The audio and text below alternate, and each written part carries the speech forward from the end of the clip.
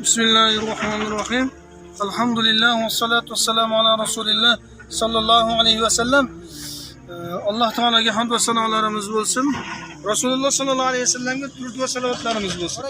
Endi iltimos sizlardan mana hayit namozidan oldin Ilmujon aka, mana qo'limizda ko'rsatmalar bor. Xalq hashari deyiladi. Bu hashar bilan bo'ladi har bir ishlarimiz. Metta hayit namozi o'qishimiz uchun qoraka mana mettadan to'ldirishimiz kerak ekan.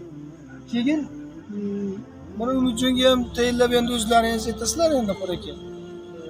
Suvni sepib turib tekizlab qo'ysak, yana iltimos qilamiz, mana sanflarimiz, kamazlarimiz ishlayotgan bo'lsa, akalarimiz bo'lsa, mana shu yerga bir kamas shog'olmidi, pummidi qanday moddiy yordam berishingizni metlarni tekizlab qo'ysak, hayit namozi yerda o'qisak, haqlariga duo qilamiz inshaalloh. Jamoat ko'payadi, xudo xolasa. Mana shuncha sahna ochibdi, Alloh rozi bo'lsin. Mana shu yerlar shunaqa qilib harakat qilgan aka-ukalarimizdan anjonlari sog' bo'lsin. Rahmat harakat. Rahmat. Xo'p, Alloh rozi bo'lsin. Mana bular ham to'kilsa, piyoniklar ishlaganini qarang mana. Ya Zohidjon qalaysiz? Keyin baqa.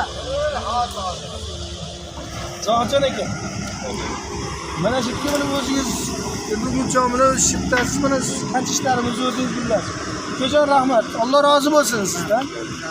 Hammamiz bir ish qilishimiz kerak, Xudoning rizochiligi ishda.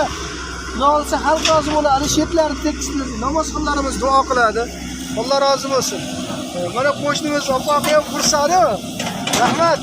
Rahmat. Tanzildan sog' bo'lsin.